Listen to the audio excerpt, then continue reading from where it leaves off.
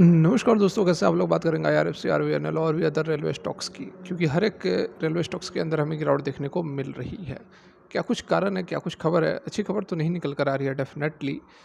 और कितनी गिरावट हो सकती है, सारा कुछ समझेंगे जानेंगे इस एक वीडियो में। रिक्वेस्ट है वीडियो अच्छी लगे लाइक करके हमें मोटिवेट करें, चैनल को सब्सक्राइब कर ले ज़बरदस्त जेन्युइन कंटेंट के लिए। तो यहाँ पर देख सकते हैं क्या कुछ कारण रहा, क्योंकि मैक्सिमम स्टॉक्स के अंदर गिरावट देखने को मिल रहा है। RVNL, IRFC, RailTel, IRCON international 5 से 6% के आसपास की गिरावट हर एक स्टॉक्स के अंदर हमें देखने को मिल रही है। ठीक है, यहाँ पर एक G20 में न्यूज़ निकल कर आई थी। G20 में बहुत ही ज़बरदस्त तेज़ी भी बन गई थी उस दौरान, जब G20 इंडिया में हो रही थी।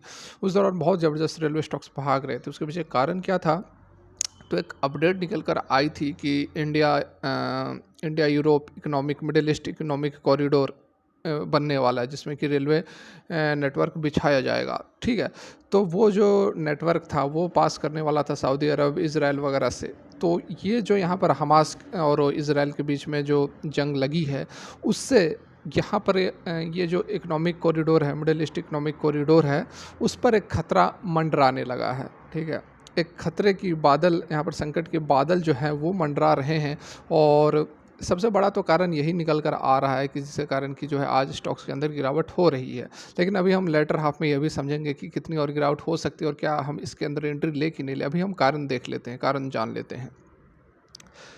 तो देखिए यहाँ पर जैसा कि मैंने अभी आप लोगों को बताया, गिरावट तो ऑलमोस्ट हर एक रेलवे स्टॉक्स के अंदर हो रही है। और गिरावट का सबसे बड़ा जो कारण यही निकल कर आ रहा है, जो अटैक हुआ है इज़राइल पर जो अटैक हुआ है, ईरान बेस्ड जो मिलिटेंट ग्रुप है हमास, उसके द्वारा। क्योंकि जो एक एम्बिशियस जो प्रोजेक्ट है, India middle east Europe economic corridor, जिसको कि आईएमईसी हम बोल रहे हैं, जो कि रेलवे नेटवर्क को सेटअप किया जाएगा। और कहाँ से पास होगा? तो सऊदी अरब और इज़राइल के बीच में। लेकिन जो सऊदी का जो वॉइसिंग सपोर्ट है वो कहाँ है? तो हमास की तरफ है। ठीक है, सऊदी जो सपोर्ट किसको कर रहा है? हमास को कर रहा है, जिसके कारण कि यहाँ में hurt any peace talks between the two key players in the project. ठीक है, तो ये जो दो क्योंकि यहाँ पर सऊदी अरब और इज़राइल के बीच में पास कर रहा है, तो सऊदी अरब सपोर्ट कर रहा है हमास को, और इज़राइल के खिलाफ तो हमास की लड़ाई ही है। तो इस कारण से जो दोनों के बीच में जो शांति समझौता है, वो कहीं ना कहीं मतलब समस्या आ सकती है। आज आईआरएफसी के अंदर गिरावट बनी रही, ऑलमोस्ट 5-6% के पास IRFC, RVNL, RailTel, Titagarh rail के अंदर 2.69% की गिरावट रही। बाकी हर एक स्टॉक्स के अंदर हमें गिरावट देखने को मिल रही है। इंडिया, यूएई, सऊदी अरब, इज़राइल, ये जो कंट्रीज़ हैं, in need of greater infrastructure analysis, noted as the Middle East nation looked to evolve beyond being oil-based economics. IMEC they noted also includes proposal on green hydrogen.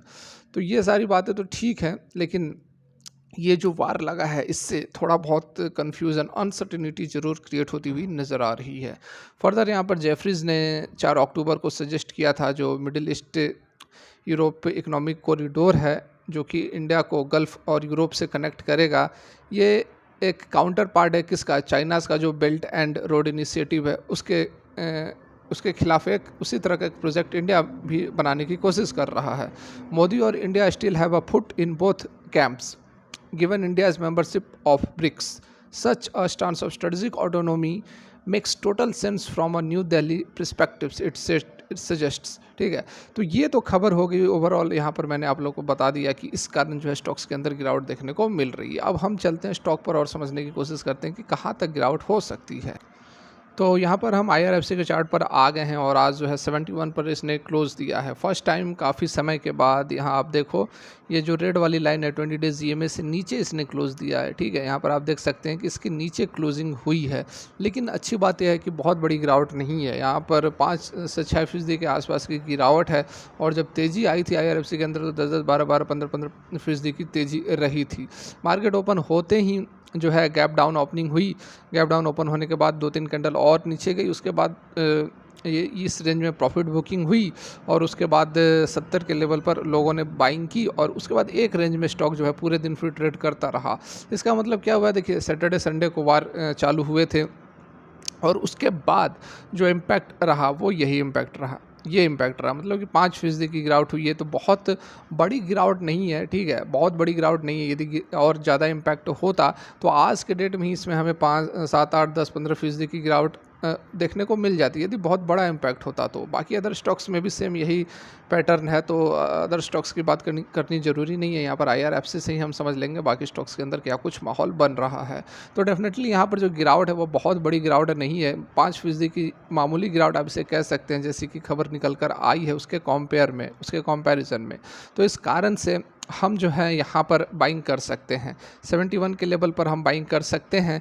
अब buying करना है तो पूरा का पूरा माल नहीं उठा लेना है, हमें थोड़ा सा यहाँ पर अपने जो भी कैपिटल है जितना लगाना चाहते हैं उसका 1/3 या फिर 1/4 जो है हम ले सकते हैं। इस लेवल पर जो है ख़रीदारी की जा सकती है। उसके बाद यदि कल परसों और गिरावट होती है तो हम और ख़रीदारी करेंगे। जितनी गिरावट होती है उसमें हम इन स्टॉक्स के अंदर माल खरीद सकते हैं। मुझे लगता है कि बहुत बड़ी गिरावट नहीं होगी, क्योंकि न्यूज़ जो निकल कर आई उसका जो इम्पैक्ट था वो बहुत ज़्यादा इम्पैक्ट देखने को नहीं मिल रहा है। 10-15 मिनट का शुरू का जो था प्रेशर था, उसके बाद फिर एक ही रेंज में पूरे दिन मार्केट जो है वह ट्रेड करती हुई हमें नज़र आई है। तो डेफिनेटली बहुत ही अच्छे स्टॉक्स है, IRFC वगैरह, RVNL, रेलटेल, इरकॉन वगैरह, टीटागढ़, तो ये इन सभी के अंदर हम कर सकते हैं, बाइंग खरीदारी कर सकते हैं। और मैं तो यह भी कहूँगा कि आपको IRFC के अंदर ही नहीं, आप जो भी ये मैंने नाम गिनाए इनके अंदर अपने कैपिटल को डिवाइड करके 1/4 या फिर 1/3 अभी 30%, 40% अभी माल उठा सकते हैं।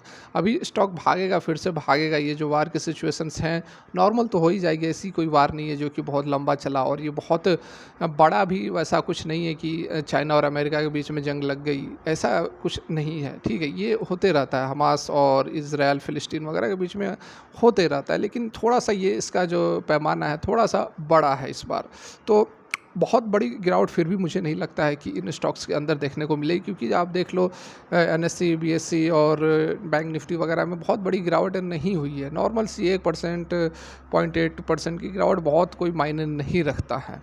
तो फिर से रिकवर करेंगे ये स्टॉक। ये जो मौका है बाइंग करने का है, ठीक है। बाइंग ऑन डिप्स की स्ट्रेटजी के साथ आप काम करें, बहुत ही अच्छे रिटर्न्स ये सारे स्टॉक्स आपको कमा कर दे सकते हैं। यदि वीडियो अच्छी लगी हो तो लाइक ज़रूर करें। Thanks for watching, have a good day.